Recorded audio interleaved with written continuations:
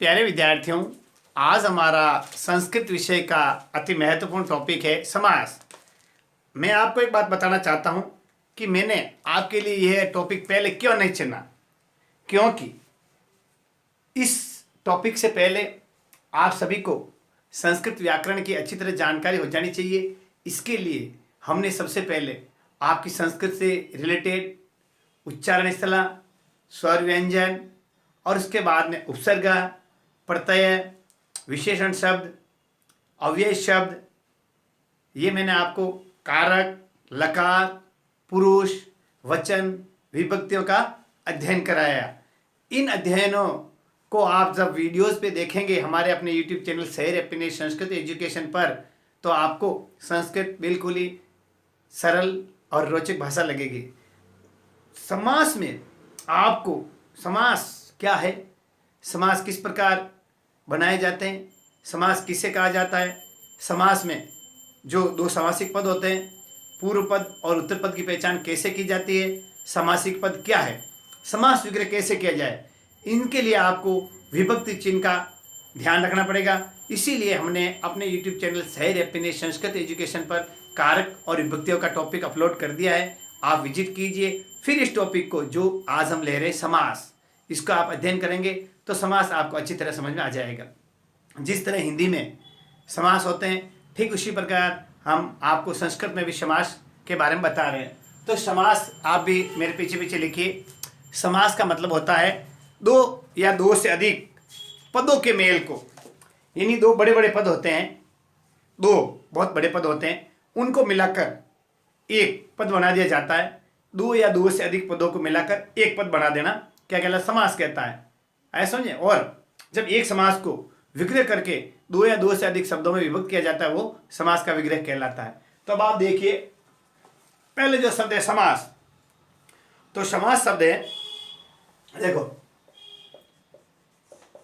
समास शब्द क्या है, उपसर्ग है। इसमें कौन सा सम, समास शब्द में पूछा जा सकता है उपसर्ग कौन सा है, सम उपसर्ग है। देखो सम, तो सम उपसर्ग है। और समास शब्द में धातु है आपके अस धातु। क्या है समास, तो क्या हो गया सम और अस धातु, और इसके साथ में गण प्रत्यय है। क्या है, गण प्रत्यय से समास बनता है। तो उपसर्ग धातु और इसमें प्रत्यय लगा है, गण प्रत्यय, तो क्या बन गया ये समास। समास जो शब्द बना है सम और उपसर्ग धातु से और प्रत्यय गण प्रत्यय से समास का निर्माण होता है, जिसका अर्थ होता है संक्षिप्तीकरण। समास का क्या अर्थ होता है, पूछा जा सकता है कभी आपको कि समास का क्या अर्थ है, संक्षिप्तीकरण। ठीक है, समास का क्या अर्थ हो गया, संक्षिप्तीकरण, यानी किसी जो दो या दो से अधिक सामासिक पद है उनको मिला के जब हम एक शब्द बना लेते हैं तो वो एक पद बनाने से वो समास बन जाता है। ठीक है, तो अब देखो, अब इसकी परिभाषा मैं बता रहा हूं, ये मैंने आपको अर्थभाव बताया, परिभाषा में आप भी लिख सकते हैं मेरे पीछे पीछे। दो या दो से अधिक सामासिक या पदों के, आप सीधे लिख सकते हैं, दो या दो से अधिक पदों के मेल को, पदों के मेल को या जोड़ने को क्या कहते हैं, हम समास कहते हैं। क्या कहते हैं, दो या दो से अधिक पदों के मेल को समास कहते हैं।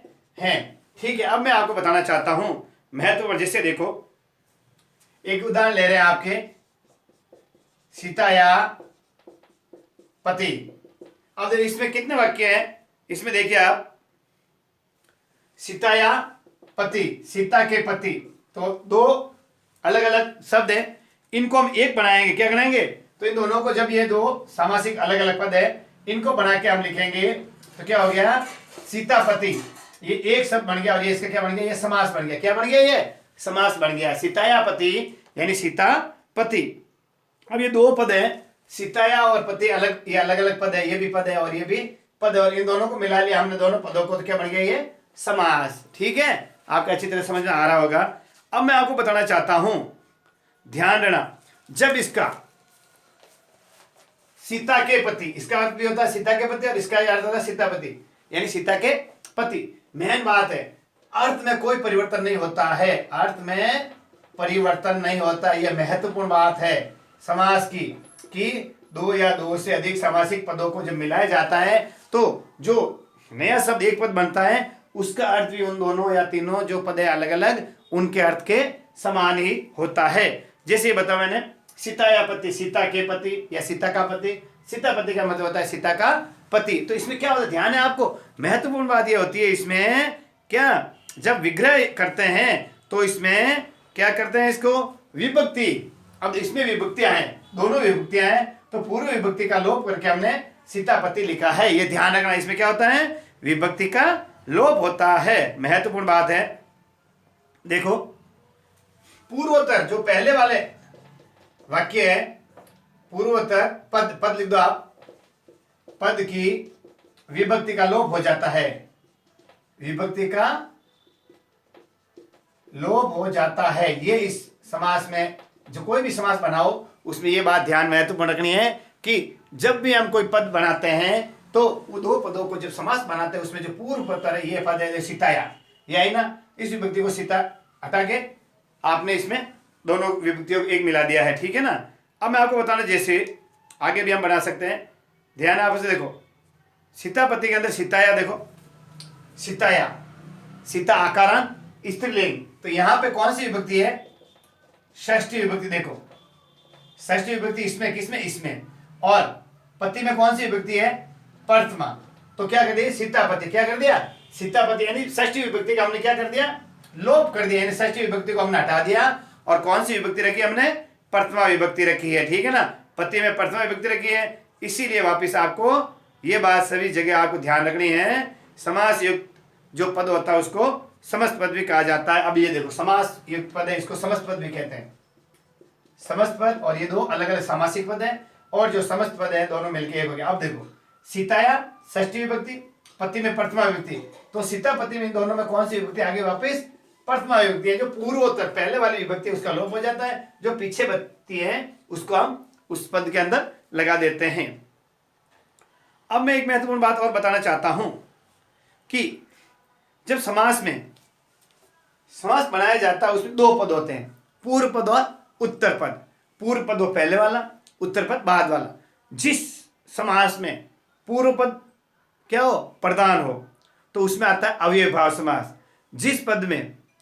जिस समास में उत्तर पद यानी दूसरा जो पद है वो प्रधान हो, उसमें तत्पुरुष, कर्मधारय, द्वंद्व, दिगु, ऐसा और बहुब्रीहि आता है। तो अब आपके समझ में आ गया होगा क्या कि जो जिसका पहला पद यानी जो पूर्व पद है वो प्रधान होता है तो अव्ययभाव समास होता है। अब मैं एक महत्वपूर्ण जानकारी देना चाहता हूं, जिस तरह हमने हिंदी में पढ़ा 6 समास, अव्ययभाव समास, तत्पुरुष समास, कर्मधारय समास, द्वंद्व समास, दिग्गु समास और बहुब्रीहि समास, तो यहाँ पे संस्कृत में आपके महत्वपूर्ण 4 प्रकार बताए गए हैं, जिसमें पहला है, अब मैं आपको बता रहा हूं आपके लिए, जो अब आप नोट करते रहे मेरे पीछे पीछे कि हम किस प्रकार समास को हम समझ लें। ये समझ आ गया आपके, मिटा दो चलो। यानी मेरे कहने का मतलब यह है कि जब दो या दो से अधिक पद होते हैं उन पदों को हम मिला लें, यानी उनका सम्मेलन यानी मिलन कर दिया जाए तो क्या बन जाता है, समास बन जाता है। आया समझे, समास का अर्थ होता है संक्षिप्तीकरण, यानी दो या दो अधिक पद होते हैं उनको मिला के एक पद बना दिया जाता है। अब सामासिक जो पहले वाले पद होते हैं उसमें पूर्व पद और उत्तर पद होते हैं। तो पूर्व पद जो पहले वाला पद होता है उसमें अब देखो समास के भेद यानी प्रकार, समास के भेद मुख्यतः कितने प्रकार होते हैं, 4 प्रकार होते हैं। ये आपको ध्यान रखना समास में। तो 4 में कौन कौन से बताए मैंने आपको। सबसे पहले लिखे आप अव्ययभाव समास, कौन सा है, अब देखो तो उसमें क्या होता है, एक मैंने बताया ना पूर्व पद और उत्तर पद। पूर्व पद जो पहला होता है यदि ये प्रधान है तो वो हो गया अव्ययभाव समास, और उत्तर पद जो बाद वाला प्रधान है तो हो जाएगा तत्पुरुष समास, कर्मधारय समास, द्वंद्व समास और दिग्गु समास। आया समझे। तो जो इसमें 4 ऐसे बताए गए हैं, समझना आप, तत्पुरुष है, तत्पुरुष को ही उसके साथ में कर्मधारय को उसके साथ में जोड़ा गया है, ठीक है ना। तो तत्पुरुष, कर्मधारय, और जो आगे है आपके लिए दिग्गु और द्वंद्व, दिग्गु और द्वंद्व समास और बहुब्रीहि, ये ध्यान रखना आपके, दिग्गु, द्वंद्व और बहुब्रीहि समास। इस प्रकार इनको क्या बता दिया, जो कर्मधारय हैं इसमें आपको दिग्गु समास इसका रूप बता दिया गया है। और जिसका अन्य पद प्रधान हो, यानी पूर्व पद भी नहीं हो, उत्तर पद भी नहीं हो, एक अन्य पद यानी अलग ही अर्थ निकले, तो उसमें हो जाएगा वो बहुब्रीहि। कौन सा हो जाएगा? बहुब्रीहि समास। अब मैं आपको एक एक समास के बारे में विस्तृत अध्ययन करवाता हूं, ठीक है? तो लिखिए, अब आप भेद में लिखिए। सबसे पहले देखो, अव्यय भाव समास। अव्यय भाव समास क्या होता है? ऐसा समास जिसमें प्रथम पद यानी पूर्व पद प्रधान हो, उसे अव्यय समास कहा जाता है। समझ आ गया? यानी इसमें क्या करना चाहिए, ध्यान रखना। सबसे पहले सुबंत, वही अव्यय पद का सुबंत के साथ क्या हो जाता है, नित्य रूप से समास में होता है। ये अव्यय भाव समास, जब यानी जब विभक्ति, ध्यान रखो, जब विभक्ति आदि अर्थों में, विभक्ति का अर्थ वर्तमान अव्यय पद का सुबंत के साथ नित्य रूप से समास होता है, अव्यय भाव समास होता है। इसमें यह जानना चाहिए। समास देखो, सबसे पहले इस समास में अव्यय भाव में क्या ध्यान रखना है आपको, प्रथम शब्द अव्यय, द्वितीय संज्ञा, यह ध्यान रखना। अव्यय भाव समास में प्रथम शब्द जो होगा या पद होगा वो क्या होगा, अव्यय होगा। अव्यय क्या होते हैं? यथा, प्रति, च, तत्र, अत्र, तथैव, ये जो प्रत्यय हैं इनके लिए भी हमने एक वीडियो अपलोड किया है। अव्यय, संस्कृत में अव्यय कैसे प्रयोग करें, ये हमारे अपने YouTube चैनल सैर अपने संस्कृत एजुकेशन पर अपलोडेड है। तो आप देखिए अव्यय क्या होते हैं। तो जो अव्यय भाव समास बनाएंगे उसमें हमेशा पहला पद क्या हो गया, अव्यय बनेगा, ध्यान रखना। और जो दूसरा पद होगा, दूसरा शब्द लिख दो या पद लिख दो, वो हमेशा संज्ञा शब्द होगा। जैसे देखो, प्रति दिनम, ये है समास का पद। अब देखो, प्रति दिनम, तो प्रति क्या है, अव्यय भाव समास है। दिनम क्या है, संज्ञा है। तो प्रति दिनम क्या हो गया, कौन सा समास हो गया, अव्यय भाव समास। आया समझ में?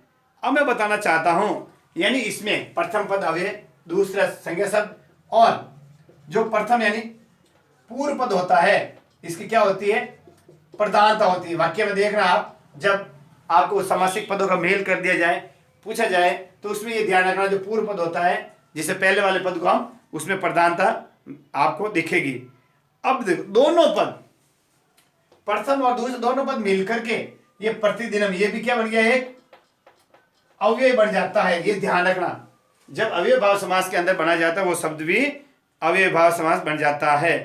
ये एक महत्वपूर्ण, अव्यय भाव हमेशा नपुंसकलिंग एक वचन के रूप में होता है। आया, जैसे पुस्तक का फलम लिखा ना, तो दिनम नपुंसकलिंग एक वचन के रूप में होता है। अब मैं आपको बताना चाहता हूं, जैसे देखो, लिखिए आप, देखो समास बता रहा हूं आपको। अनुरूपम, देखो बहुत बढ़िया है। देखो, समास या सामासिक पद, समास पद क्या बताया मैंने, अनुरूपम। देखो बताया मैंने, ये समास से युक्त पद है।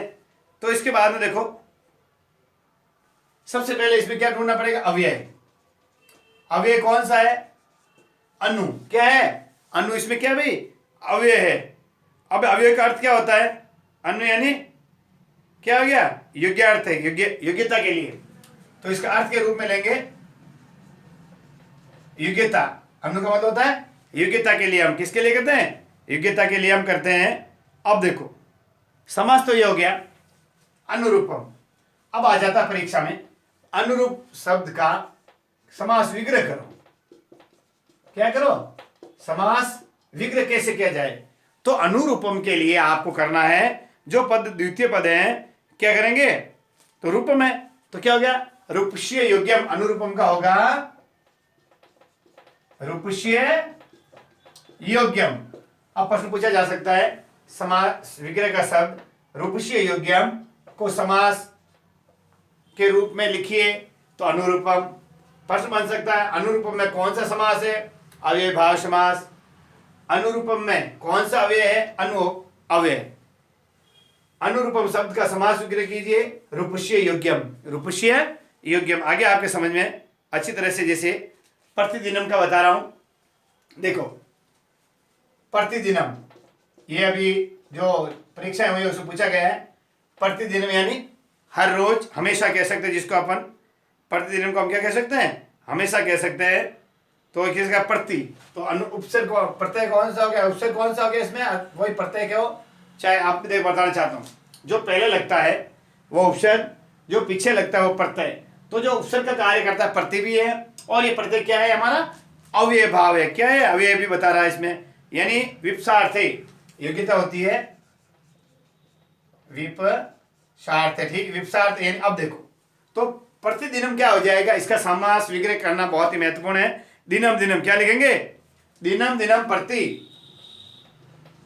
दिनम दिनम प्रति, तो क्या बन गया है प्रतिदिनम, दिनम दिनम प्रति को हम समास बनाने के लिए प्रतिदिनम, प्रतिदिनम का जब विग्रह किया जाता है तो दिनम दिनम प्रति के रूप में हम इसको विग्रह के रूप में करते हैं। ठीक है, अब मैं आपको 2-3 उदाहरण बता रहा हूं। जैसे देखो ये लिखिए यथाशक्ति, बहुत महत्वपूर्ण है। तो क्या हो गया, यथा इसमें क्या अव्यय है और अनतिक्रमण्य अर्थ है, शक्तिम अनतिक्रमी है। क्या बताया मैंने, शक्तिम अनतिक्रयम, अधिहरि सप्तमी विभक्ति, अधिहरि, अधिहरि। तो अधि क्या है इसमें प्रत्यय है, और हरि की कौन सी बताई विभक्ति, इसमें सप्तमी विभक्ति लगेगी अधिहरि। तो इसमें सप्तमी विभक्ति का करेंगे अपन, क्या करेंगे, हरो इति, हरो इति, हरि शब्द की सप्तमी विभक्ति लगाएंगे, ये बता रहा है अर्थ में। तो हरो इति अधिहरि का समास विग्रह होगा। आ रहा है आपके समझ में, बहुत अच्छी तरह से मैं आपको धीरे धीरे समझा रहा हूं कि समास में पहला है हमारा अव्ययभाव समास। अब मैं आपको दूसरा ले रहा हूं, ये लिख लिया आपने तो लिख लीजिए। अब मैं आपको लिए मिटा के दूसरा ले रहा हूं जो बहुत ही महत्वपूर्ण है, तत्पुरुष। नाम से पता चलता है तत्पुरुष। तो पहला ले लिया हमने अव्ययभाव, जिसके अंदर पहला पद जो प्रथम पद होता है वो अव्यय होता है, और इसमें हमेशा ध्यान रखना पहला पद अव्यय और दूसरा शब्द संज्ञा शब्द होता है। प्रतिदिनम अव्ययभाव समास है, इसका समास विग्रह करते हैं तो दिनम दिनम प्रति। यथाशक्ति है, इसका समास विग्रह करेंगे शक्तिम अनतिक्रमे। अब दूसरा ले रहा हूं मैं तत्पुरुष। कौन सा ले रहा हूं, तत्पुरुष। देखो अव्ययभाव में हमने लिखा था, क्या बताया आपको, पूर्व पद होता है वो प्रधान होता है। अब मैं दूसरा ले रहा हूं आपको तत्पुरुष। तो तत्पुरुष का भेद होता है कर्मधारय, और कर्मधारय का भेद होता है दिग्गु। आया समझे, तो कितने हो गए, तत्पुरुष का कर्मधारय, कर्मधारय का दिग्गु, आया समझे। और तीसरा हो जाएगा द्वंद्व, और चौथा हो जाएगा बहुब्रीहि। ये संस्कृत में समास के रूप है। बाकी 6 हो गए हैं, देखो अव्ययभाव, तत्पुरुष, कर्मधारय, दिग्गु 4, द्वंद्व और बहुब्रीहि 6। तो ये इस प्रकार 6 समास को हम आपके अकॉर्डिंग सिलेबस से हम पढ़ा रहे हैं। तो अब ले रहे हैं आपके तत्पुरुष, ठीक है, ये समझ आ गया है, ये मिटा रहा हूं मैं आपको। तो अब दूसरा ले रहे हैं आपके लिए समास में तत्पुरुष समास। देखो सेकंड ले रहे हैं तत्पुरुष समास। इस समास में क्या बात होती है महत्वपूर्ण, इस समास की महत्वपूर्ण बात यह होती है कि इसमें हमेशा उत्तर पद प्रधान होता है। ध्यान रखो, लिख लीजिए आप भी, ताकि आपके नोट्स में भी काम आएगा। उत्तर पद प्रधान, ध्यान रखना, तत्पुरुष में उत्तर पद प्रधान होता है। जैसे देखो राज्ञ पुरुष, एक उदाहरण बता रहा हूं मैं, देखो राज्ञ पुरुष, तो राजा का पुरुष, तो राज्ञ है ये और पुरुष है ये, तो ये पूर्व पद और ये उत्तर पद, इसमें ये उत्तर पद होता ही है, इसकी क्या होती है, इस तत्पुरुष समास में इसकी प्रधानता होती है। तो उत्तर पद पुरुष है, उसी की प्रधानता हो रही है। अब देखो यानी राजा का पुरुष, राज पुरुष है, क्या मतलब राज्ञ पुरुष का होगा, क्या हो गया, राज पुरुष, राज्ञ पुरुष। अब देखो ये लिखा मैंने, ऐसे देखो राज्ञ पुरुष क्या हो गया, राज पुरुष, राजा का पुरुष या राजा का आदमी, तो राज्ञ पुरुष का होगा राज पुरुष, ठीक है। तो जो ये विभक्ति वाला भी नियम आपको रखना है ध्यान में। तो राज्ञ पुरुष 2 पद है, इसका हमने समास बनाया तत्पुरुष, तो राज पुरुष हो गया राज पुरुष, ठीक है ना। अब मैं बताना चाहता हूं, देखो महत्वपूर्ण बात है तत्पुरुष में आपको सभी विभक्तियां द्वितीया, तृतीया, चतुर्थी, पंचमी, षष्ठी और सप्तमी विभक्ति। तो तत्पुरुष जिस शब्द में द्वितीय है, द्वितीय तत्पुरुष, जिस शब्द में तृतीय विभक्ति है, तृतीय तत्पुरुष, जिस शब्द में चतुर्थी विभक्ति है, चतुर्थी तत्पुरुष, जिस शब्द में पंचमी विभक्ति है, पंचमी तत्पुरुष, जिस शब्द में षष्ठी विभक्ति है, षष्ठी तत्पुरुष, जिस शब्द में सप्तमी तत्व है उसमें सप्तमी तत्पुरुष बनता है। जैसे मैं आपको बताना चाहता हूं, देखो कर्षण वृत्त या फिर ग्रामम गत। देखो द्वितीय विभक्ति बता रहा हूं आपको, ग्रामम गत है, ये है आपके दो पद। अब इसको हम समास करेंगे, क्या करेंगे? समास। और ये तो ये विग्रह क्या बन गया? पहले विग्रह है दो, अब विग्रह को हम समास बनाएंगे। ग्रामम, तो ग्रामम अकारांत पुल्लिंग राम की तरह राम है, रामो रामा प्रथमा, रामम रामो रमा द्वितीय। रामम है, ग्रामम की तरह तो द्वितीय विभक्ति, तो क्या हो गया? ग्रामम गत। तो कौन सा ये तत्पुरुष हो गया? द्वितीय विभक्ति, तो इसका क्या हो गया? ग्रामगत। ग्रामगत क्यों? जब पीछे वाला शब्द है, उत्तर पद है, उसके हिसाब से विभक्ति बन क्या बन गया? ग्रामगत। अब तृतीय के लिए मैं बताना चाहता, देखो हरित्रात, देखो समास बना रहा हूं, हरित्रात। तो अब जब हरि शब्द की है तृतीय विभक्ति के साथ क्या होता है? हरिणात रात। हरि करार पुल्लिंग है, तो क्या हो गया? हरिणा त्रात। तो ये दो पद है, इनको हमने मिलाया तो कौन सा बना गया? हरित्रात है। अब चतुर्थी के लिए देखो आप, भूत बलि, क्या लिखा है? भूत बलि, तो क्या हो जाएगा? भूत अकारांत पुल्लिंग है, तो क्या हो जाएगा? भूते भी है। रामाय रामात रामाभ्याम, राम में पंचमी होती है, उससे पहले रामाय रामाभ्याम रामे भी है। चतुर्थी क्या हो जाएगा? भूते भी है। भूते भी है कि भूति अकारांत पुल्लिंग है, तो क्या गया? भूते भी है बलि, भूते भी है बलि, तो क्या बलि है ऐसा, तो बलि इसमें इसका बलि के हिसाब से क्या हो जाएगा? भूत बलि। क्या हो जाएगा? भूत बलि। और विभक्ति कौन सी बनाई गई है? चतुर्थी विभक्ति, भूत बलि है, ठीक है ना। अब मैं पंचमी के हिसाब से आपको उदाहरण बताना चाहता हूं, जैसे चोराद भयम, चोर भयम। अब प्रश्न पूछा जा सकता है, चोर भयम किस प्रकार का समास है? तो आपको देखना है, चोर भयम उत्तर पद है, भयम तो उत्तर पद प्रधान है, तो तत्पुरुष है। चोर भयम तो क्या हो जाएगा? इसका विग्रह करेंगे तो भय, भय के हिसाब से चतुर्थी विभक्ति लगती है। प्यारे साथियों, विद्यार्थियों, भय नमः, उसके योग से आपको क्या बनानी है? चतुर्थी विभक्ति। आया समझे? है क्या पंचमी बनेगी? बताइए। है पंचमी कौन सी बनेगी? पंचमी विभक्ति बनेगी। ध्यान रखना आप, भय के साथ के भय के योग से पंचमी विभक्ति बनती है। ये विभक्ति क्या है? कौन कौन से महत्वपूर्ण शब्द है? अभित, परित, अंग विकार, ऐसा जो ये मैं महत्वपूर्ण बोल रहा हूं, नम धातु, रुच धातु, भय धातु और प्रवहति, इन शब्दों के योग से कौन सी विभक्ति बनती है, इनसे रिलेटेड हमने महत्वपूर्ण वीडियोस हमारे यूट्यूब चैनल शहर हैप्पीनेस संस्कृत पे अपलोड किए हैं। आप विजिट कीजिए कि भय से हमेशा पंचमी विभक्ति बनती है और नमः और रुच के साथ में चतुर्थी विभक्ति लगती है और अंग विकार के साथ में तृतीय विभक्ति लगती है, ठीक है ना। तो अब देखो, तो क्या हो गया? पंचमी विभक्ति क्या हो जाएगा?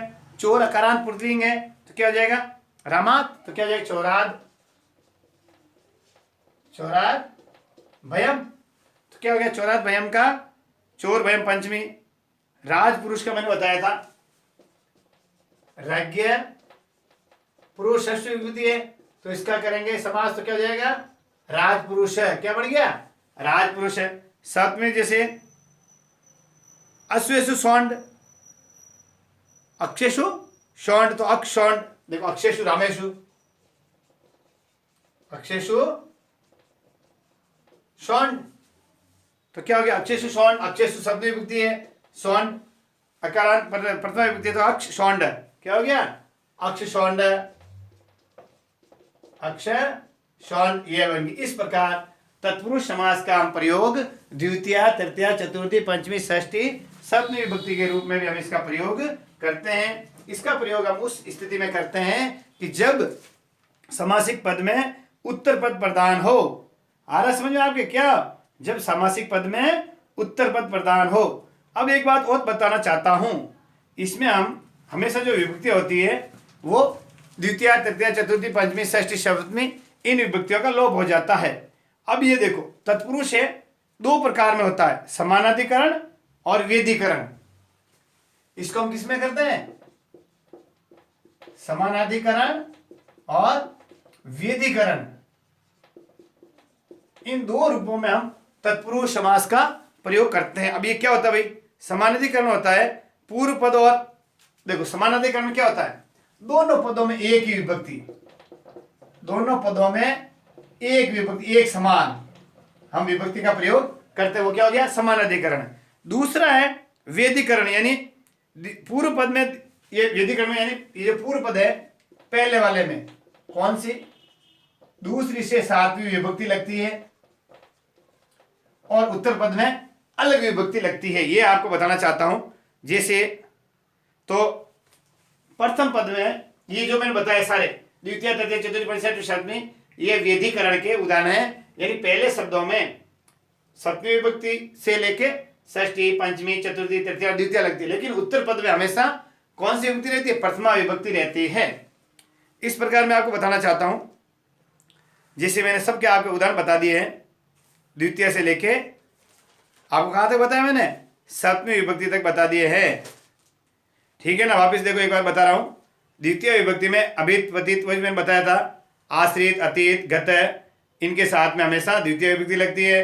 तृतीय विभक्ति होती है, उसके साथ में हमेशा गुणवाची शब्द के साथ में इसका प्रयोग करते हैं। जैसे देखो धान्यार्थ, धन्यन अर्थ, ऐसा। और कृत कर्णो, कर्ता बलम, कर्ता और कर्ण में जो तृतीय विभक्ति होती है उसके हमेशा तृतीय विभक्ति के साथ, जैसे हरित्रात, ये मैंने आपको लिखवाया था, ऐसा हरिणा त्रात। चतुर्थी विद्यावीन, चतुर्थी के लिए चतुर्थी बलि, बलि, हित, सुख, रक्षित, इन धातुओं के साथ हमेशा चतुर्थी विभक्ति का प्रयोग करते हैं। पंचमी के साथ में स्तोत, अंतिम, दूर, इनके हिसाब से हम पंचमी का प्रयोग भी इस समास के साथ में करते हैं। षष्ठी के लिए मैंने बताया, राज्य पुरुष का बताया, यानी सुबंध के साथ समास होता है। ईश्वर भक्त, ये षष्ठी विभक्ति के लिए ईश्वर भगत, तो ईश्वर से भक्त पूछा जा सकता है। ईश्वर भक्त कौन सा समास है?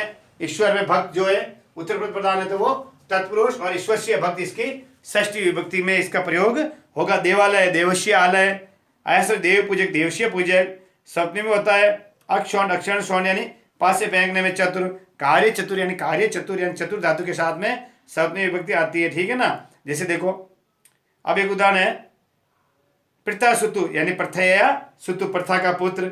भाग्य पंक्ति, भाग्यशीय पंक्ति। और राजगृह, राज्यगृह, राजा का घर। उमा भ्रातु, उमाया भ्रातु, उमा का भाई। जगनियता, जगत नियंता, जगत का नियंता। नगर शोभाम, नगरशीय शोभाम, नगर की शोभा को। इस प्रकार मैंने आपको जो ये दूसरा हमारा तत्पुरुष है इसके बारे में आपको विस्तृत जानकारी दी। अगले वीडियोज में जो तत्पुरुष है उसका समानाधिकरण, वही व्यधिकरण हमने दे दिया तत्पुरुष के लिए, और जो समानाधिकरण यानी दोनों उत्तर पद और पूर्व पद में जब एक ही विभक्ति प्रयोग हो तो वह हम तत्पुरुष का जो दूसरा रूप मैंने बताया कौन सा? कर्मधारय है, उस रूप में हम इसको प्रयुक्त करेंगे। तो कल आपको समझाएंगे कर्मधारय। और यदि समानाधिकरण में पहला पद संख्यावाची होगा तो वहां पे द्विगु समास का प्रयोग करेंगे, वो हम आगे वाले वीडियोज में आपको समझाएंगे। तो प्यारे विद्यार्थियों, आप इस लॉकडाउन में घर में रहिए, सुरक्षित रहिए, और हमारा अपना यूट्यूब चैनल सैर हैप्पीनेस संस्कृत एजुकेशन ज़्यादा से ज़्यादा इस यूट्यूब चैनल को विद्यार्थियों तक पहुँचाइए। जिन्होंने सब्सक्राइब नहीं किया सब्सक्राइब कीजिए और बेल आइकन जरूर दबाइएगा ताकि नोटिफिकेशन सबसे पहले आपको मिले। इस चैनल की महत्वपूर्ण ये विशेषता है कि यहाँ पर सभी विषयों से रिलेटेड महत्वपूर्ण टॉपिक के वीडियोस अपलोडेड है, और नया जो संशोधित पाठ्यक्रम बोर्ड्स क्लास के लिए हुआ है उनके वीडियोस भी उपलब्ध हैं। न्यू एनसीईआरटी सिलेबस के अकॉर्डिंग हम यहाँ पे आपके लिए वीडियो तैयार करते हैं। पढ़ते रहिए। नमस्कार।